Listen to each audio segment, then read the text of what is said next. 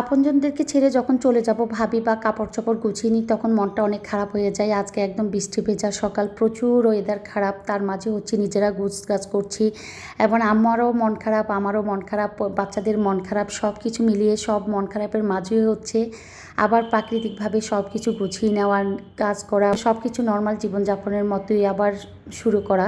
সকালে ঘুম থেকে উঠে ডিম ভাজি আর হচ্ছে আলু ভর্তা, গতকালকের যে মাংসটা ছিল চূড়া মাংস, আর কোরবানির চূড়া মাংস কার কার পছন্দ অবশ্যই জানাবেন। সব কিছু গুছিয়ে নিচ্ছি সকালে খাবারের জন্য। আজকে সবাই পান্তা ভাত খাবে, কোনো খিচুড়ি বা রুটি খাচ্ছে না। মনটা অনেক ভারাক্রান্ত, তারপরও মানে চলে যেতে হবে, যাচ্ছি তো এভাবে চলে যেতে হয়, কিচ্ছু করার থাকে না। তো সকালবেলা হচ্ছে মাছ এনেছিল, কাউন মাছ আর হচ্ছে ইলিশ মাছ। এদিকে হচ্ছে সকালবেলা আমি খাবার দিয়েছি পান্তা ভাত, আলু ভর্তা আর হচ্ছে মাংসের ঝুরি করা। মানে মাংসটা যখন জাল দিতে দিতে একদম মানে কি বলে থেতলে যায় বা ঝুরা ঝুরা হয়ে যায়, তখন এটাকে ভাজা ভাজা করার পর পান্তা ভাত বা গরম ভাত দিয়ে খেতে খারাপ লাগে না, ভালোই লাগে। প্রচুর বৃষ্টি, বৃষ্টির মাঝে হচ্ছে রান্নাবান্না চলছে, আমরা সব কিছু গুছিয়ে নিচ্ছি, হুট করে চলে যাচ্ছি যে কোনো ডিসিশন ছাড়া। কথা ছিল আরও 2 দিন পরে যাব, কিন্তু একটা কারণে আমরা আজকে চলে যাচ্ছি। তো চলে যেতে হবে, এটাই বড় কথা। সেই জন্য সবার বাসার মন খারাপ, আব্বা কান্নাকাটি করছে, লিওন কান্নাকাটি করছে, তার মাঝে আবার হচ্ছে সব কিছু রেডি করে নিচ্ছি। তো ভাত খাওয়ার জন্য আমি সব টেবিলে উঠাচ্ছিলাম, এদিকে হচ্ছে বৃষ্টি এসেছিলো, একটু পুকুর ঘাটলায় দাঁড়িয়ে একটু প্রাকৃতিক দৃশ্যটা উপভোগ করলাম, যে এটা আবার হয়তো বা অনেক দিন পরে আমি উপভোগ করতে পারবো। তো এদিকে হচ্ছে সকাল খাওয়া দাওয়ার পর হচ্ছে চা খেয়ে নিচ্ছি, বৃষ্টির ফোঁটা পড়ছিল চায়ের উপরে, তারপরেও খেয়ে নিচ্ছি, কিচ্ছু করার নাই। চা খেয়ে তারপরে হচ্ছে আবার গুছিয়ে দিচ্ছি। আম্মা যেহেতু একা, আমি একটু যদি এগিয়ে না দিই আম্মা একা পারবে না, সেই জন্য তাড়াহুড়ো করে একদম টিউবওয়েলের কাছে এসে যেই কাউন মাছ আর হচ্ছে ইলিশ মাছ দেখিয়েছিলাম সেগুলোকে কেটে দিতে হবে এখনই, সেই জন্য এগুলো কেটে দিচ্ছি। সেই জন্য হচ্ছে মাছগুলো কেটে দিচ্ছি। আম্মা হচ্ছে আবার রান্না করতে খুবই পছন্দ করেন, এটা আমি বরাবরই বলে এসেছি যে আমরা কখনো যখন গ্রামে যাই তখন আমার শাশুড়ির জন্য আমরা কখনো রান্নার কাজে হাত দিতে পারি না, কারণ উনি রান্নাটাকে ওনার একটা পেশা, একটা জব হিসাবে নিয়েছেন। যতই শরীর খারাপ হোক, আমার শাশুড়ির বয়স কিন্তু এখনও অনেক হয়েছেন, এই বয়সে ওনাকে বিশ্রামের দরকার, কিন্তু এই বয়সেও উনি আলহামদুলিল্লাহ আমাদের সংসারটাকে গুছিয়ে রাখছেন, আমাদেরকে হেল্প করছেন বা আমাদের সাথে মানে অনেক বড় একটা সাপোর্টিংয়ের মতো কাজ করছেন। তো এদিকে হচ্ছে আমি মাছগুলো কেটে দিচ্ছি আম্মাকে, আর হচ্ছে আম্মা ওদিকে হচ্ছে আমাদের জন্য ডালের চচ্চড়ি, গরুর মাংস, রাজহাঁসের মাংস, তারপরে হচ্ছে ডিম ভুনা, ইলিশ মাছ ভাজি এগুলো করবে। তো ওদিকে হচ্ছে আম্মা চুলায়, মাটির চুলায় 2 চুলায় রান্না বসিয়ে দিয়েছেন। এদিকে হচ্ছে আমি মাছ কেটে দিচ্ছি। এখানে পাঁচালি মাছ ছিল, তো প্রত্যেকটা মাছ কেটে দিচ্ছি। মাথা আর লেজের অংশটা আমি রেখে দিব, একদম মাঝের অংশগুলোকে আমি হচ্ছে ফ্রাই করার জন্য আমাকে গুছিয়ে দিচ্ছি। তো মাছগুলোকে ভালোভাবে টিউবওয়েলের সামনে বসে কেটে এবং ধুয়ে হচ্ছে আমার কাছে আমি পাঠিয়ে দিচ্ছিলাম। আসলে গ্রামের পরিবেশের কাটাকাটি একরকম, শহরের পরিবেশের কাটাকাটি একরকম।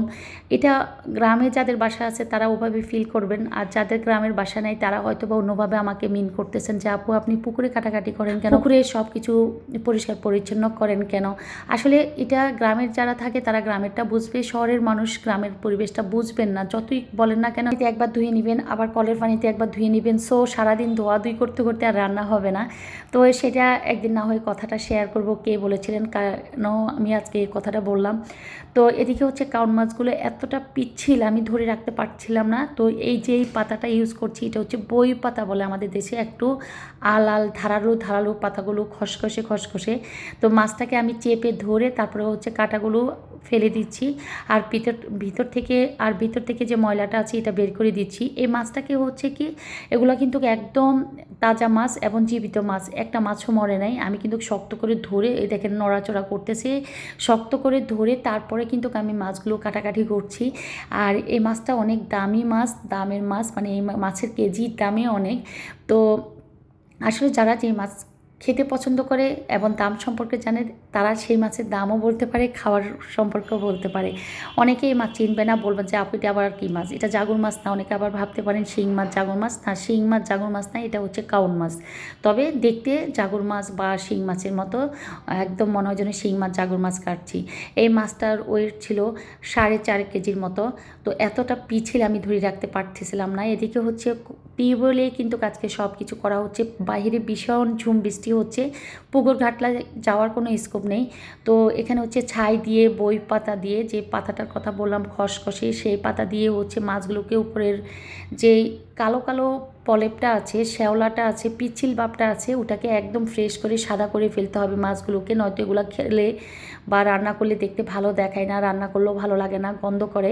তো তারা হচ্ছে, আমি মাছগুলো, ইলিশ মাছ আর হচ্ছে কাউন মাছগুলো কেটে দিবার পর ওনারা হচ্ছে ধুয়ে পরিষ্কার করে নিচ্ছে।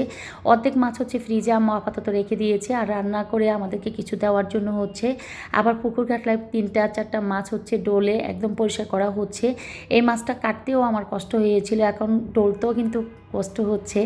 তো কিছু করার নাই, যে মাছ যেভাবে খেতে হবে সেই মাছের জন্য সেভাবেই কষ্ট করে হলো, যে সুন্দর করে ধুয়ে পরিষ্কার করে রান্না করলে বা স্বস্তি বা খেতেও ভালো লাগে। খাওয়ার জন্য কষ্ট তো অবশ্যই, পরিশ্রম থাকে, প্রত্যেকটা কাজেরই পরিশ্রম, ছোট হোক বড় হোক।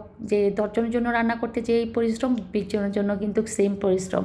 তো মাছগুলো ভালোভাবে পরিষ্কার করে উপরের সাদা একদম আবরণটা যখন চলে আসলো, তখন আমি হচ্ছে মাছগুলোকে ফ্রিজ করে দিচ্ছি।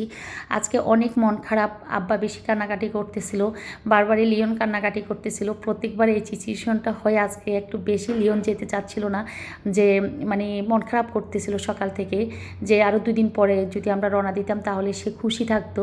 কিচ্ছু করার ছিল না, যেতে তো হবে, আজ হোক কাল হোক আমাদেরকে চলে যেতে হবে। তো আব্বা লিওনের কান্নাকাটিতে আসলে একদম, যেমন বাহিরের ঝুম বৃষ্টিতে সবার মনটা ভারী হয়ে গিয়েছে, আমাদের ঘরের অবস্থায় এমন, সবাই নিশ্চুপ, একদম মন খারাপের মধ্যে সব কিছু গুছিয়ে উঠছি বা রেডি হচ্ছি।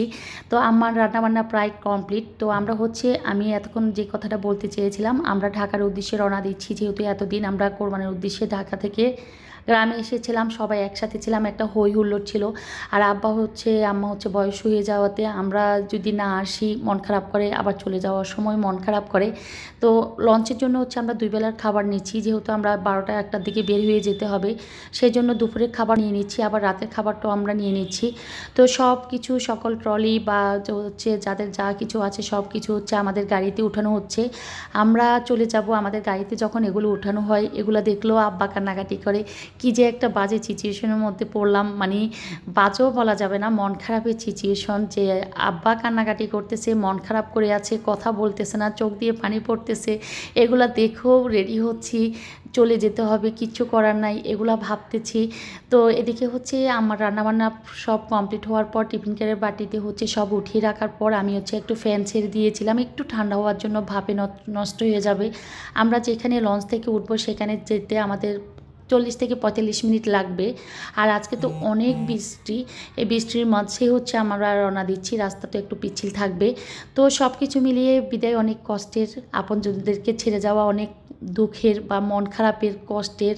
তো সব কিছু মিলিয়ে বিদায় নিচ্ছিলাম। বাড়ির সবাই আমাদের দিকে তাকিয়েছিল আমরা যখন গাড়িতে উঠতেছিলাম, কারো মুখে হাসি ছিল না যে আমরা চলে আসতেছি। আসলে যেতেও চাই না মাঝে মাঝে গ্রামে, আবার গেলে আবার আসার সময় আসতেও ইচ্ছে করে না, সবার মন খারাপ থাকে, আমাদেরও মন খারাপ, আমার ছোট ছেলেটাও মন খারাপ, লিওন তো অলরেডি কান্নাকাটি করছে। তো আমার ছোট ছেলে লিখন হচ্ছে গাড়ি ড্রাইভিং করছে, আমি ওর পাশে বসাই, আর লিওন হচ্ছে সানগ্লাস চোখে দিয়ে কান্নাকাটি করছিল, কারণ আমি বারবারই বুঝাচ্ছিলাম যে কান্নাকাটি করো না, ইজি থাকো। তো সে আমাকে যাতে বুঝতে দেয় যে ও কান্নাকাটি করে না, কিন্তু আমি তো ফিল করতেছি ওর সানগ্লাসের ভিতর দিয়ে পানি গড়িয়ে পড়তেছে, এই একটা অবস্থা। তো এই তো সব কিছু মিলিয়ে হচ্ছে আমরা একদম রওনা দিচ্ছি ঘাটের উদ্দেশ্যে। সবাই অনেক ভালো থাকবেন, আমাদের জন্য দোয়া করবেন। আল্লাহ হাফেজ।